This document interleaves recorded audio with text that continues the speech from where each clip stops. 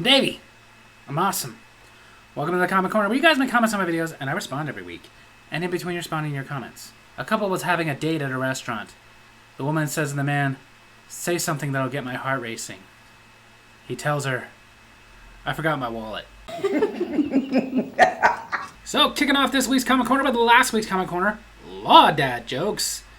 Daniel DeLeon 69 commented, "A man in an interrogation room says, 'I'm not saying a word without my lawyer present.' 'You are the lawyer,' says the policeman. 'Exactly,' replies the lawyer. 'Where's my present?' Why don't lawyers play hide and seek? Nobody will look for them. Arguing with a lawyer is like wrestling with a pig in mud. Sooner or later, you realize that they like it. Lawyer speaking to a dog on trial for murder. Who's a good boy? Dog. I am. Lawyer. Your Honor, I rest my case." Then Richard Daly commented, "It hurts." I believe he was talking about what I mentioned. There's a law in a state that you can't ride a motorcycle without a shirt, and I said I wouldn't want to. I've ridden a motorcycle with just a helmet that goes down to here, leaves my face exposed, got hit in the face with a bug. Hurts. The same thing if it starts raining. You're going fast enough, that's going to sting. Then my brother Josh, the film bestie, commented, "So you're the ones who called the feds on me? Dude, it wasn't what you thought. The ranch dressing fell on me after I got out of the shower. I hadn't put my clothes on. That skunk was hungry. If I didn't lick it off, it would have stinked me. Stinked me!" Josh, I didn't work at Walgreens. Then my brother Josh, the film bestie, commented, "First you get the sugar, then you get the money, then you get the women." Is that what you're like? Cockroach? Then Jay McCool commented, "What's the difference between a lawyer and a liar? The pronunciation." Why are you laughing? Then Jay McCool commented, "Wow, that picture thing was dark." It haunts me. You know why painters fall in love with their models? Because they love with all their art. Then on my Davey's Awesome Stories, Carding You, where I talked about how annoying it is when people get carded and complain, Daniel DeLeon 69 commented, "Yeah, I went to a small town in Fresno where I saw a sign that read, 'We ID. Responsibility matters,' and apparently the new liquor ID laws caused some confusion with mandatory carding." Those laws aren't new, Daniel. Those laws have been around probably since before you were even born. Then Daniel DeLeon 69 commented, "My friend told me when he was shopping at Target, he saw something, and apparently now there's a sign at Target where they're now carding for zero-proof alcohol, and this is happening in the news. If you say so." I haven't seen any news reports about them carding for zero-proof alcohol, because I think that's something if they put on the news, everybody would be watching going, so? But as far as, do they? Yes, they do. Some places do. Those of you who don't know what that means, you could have just simply said non-alcoholic, because non-alcoholic beers and stuff. No, that one, it is optional. We don't have to card for like non-alcoholic beer or something like that. Or, for example, certain margarita mixes, you can drink them as is. They don't have any alcohol in them. And again, we don't have to card, but we can. Which is my point. People think that we can't do this, we can't do that. We can. If we wanted, we could card you for soda. We just don't. Then my brother Josh, the film bestie, commented, "The other person lets me do it. Nice way to sell out someone doing you a solid, yo. Lol." Well, first of all, them saying the other person lets them do it, usually that's a lie. But I don't know anybody specifically, but I'm sure some people have. I've never let them, because I'm not going to do you a solid and risk my job. No. How about you do me a solid and just don't put me in a position where I should risk my job? But I agree with you. If there is that person that occasionally is like, you know what, I'll just let it go this time, then shut up about it and don't do it again. Then my brother Josh, the film bestie, commented, "Not long ago, a young man came in for cigarettes and bourbon. He didn't look a day over 18 and tried to use his mom's ID. His mom's. I've never had that specifically happen, but I have had people try to hand me IDs from other people that are clearly not them." Then Jay McCool commented, "I love when they look at you and say, 'Come on, man, be cool.' Like, okay, sure, I'll risk my job for you, total stranger." Yeah, that one happens. Where they just are like, "Come on, be cool." I just tell them, I'm not cool. I'm working. "Hey, honey, do you like Star Wars? Because Yoda only won from me."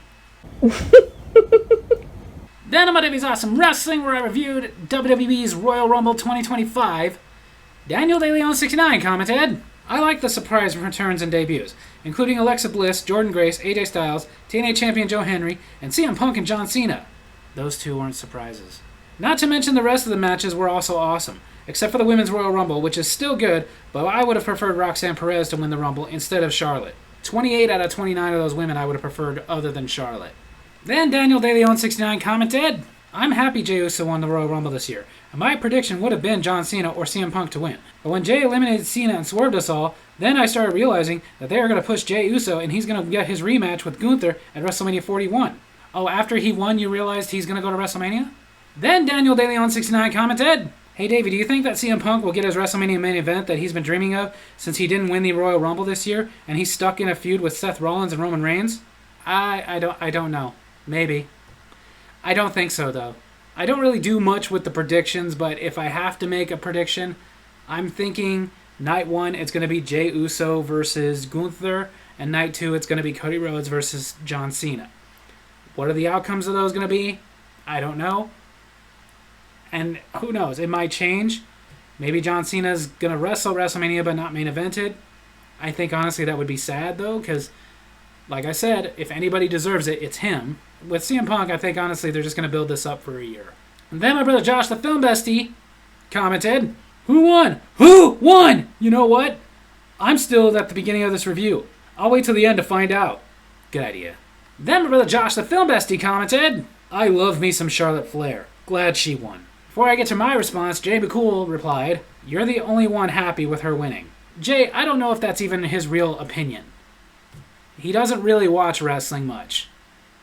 And honestly, I think he just thinks that would annoy me, and that's all he ever wants to do is annoy me.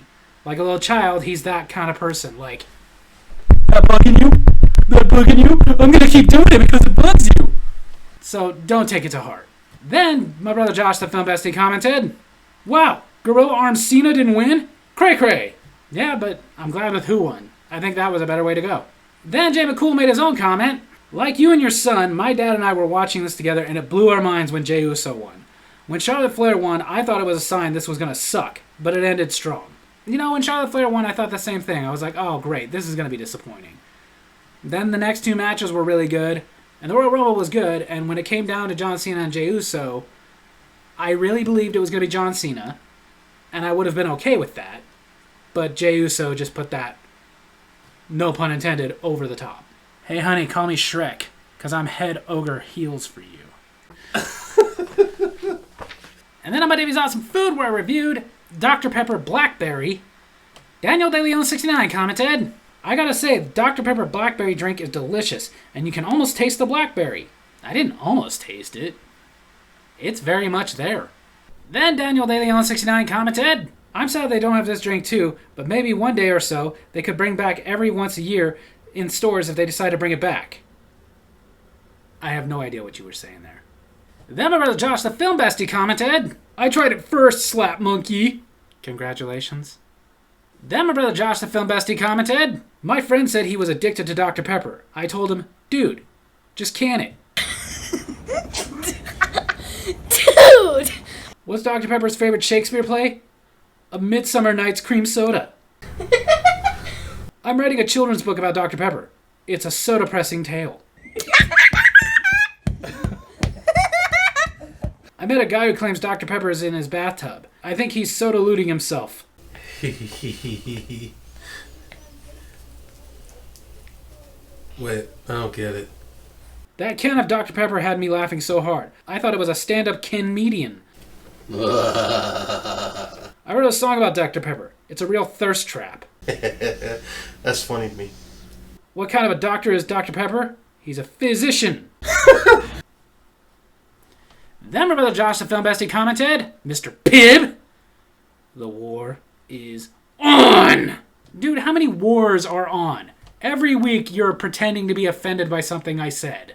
Then Jay McCool commented, this stuff is so delicious. I tried it a few days before your review, and since I've probably drank gallons of it. Well, hopefully not literally gallons. That sounds very unhealthy.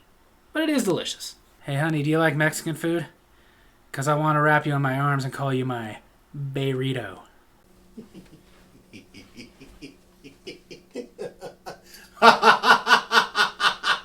That's funny to me. Then on my Davy's Awesome Movies, where I reviewed the awesome cult classic, Bubba Hotep. Daniel DeLeon69 commented, I really enjoyed this movie a lot, because this movie is one of my personal favorites to watch as a kid. I would often watch it with my family, and he told me he has a huge Bruce Campbell fan whenever he sees him on TV. You forgot to tell us who he is. Then Daniel DeLeon69 commented, I gotta say, Bruce Campbell in that poster of Bubba Hotep looks like he's a badass. I don't think he looks badass. I think he looks like Elvis.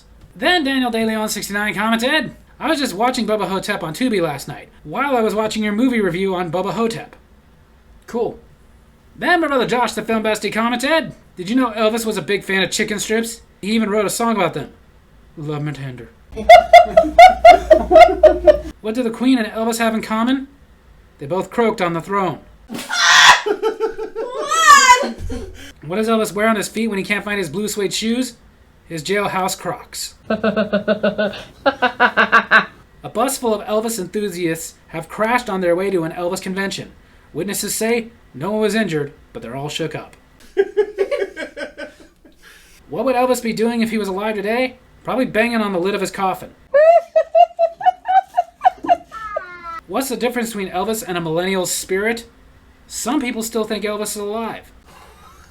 I don't understand how Elvis got so fat. He ate nothing but a hound dog.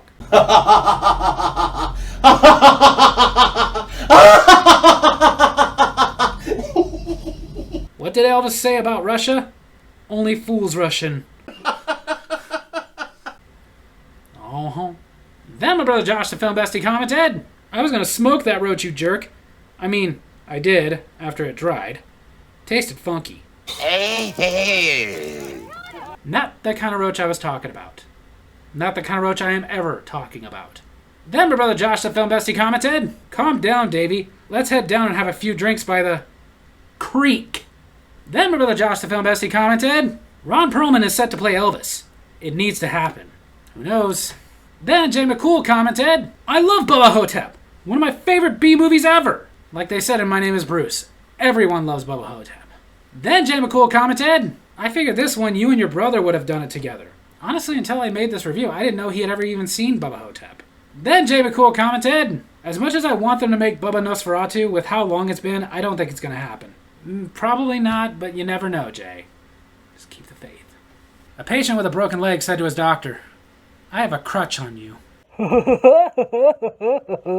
So there you have it. That's the Comic Corner this week. Hope you guys enjoyed it. And if you did, make sure to hit like, hit subscribe, hit the little bell so you get notifications for when I post new videos. And leave a comment I can respond to in my next week's Comic Corner. Happy Valentine's Day.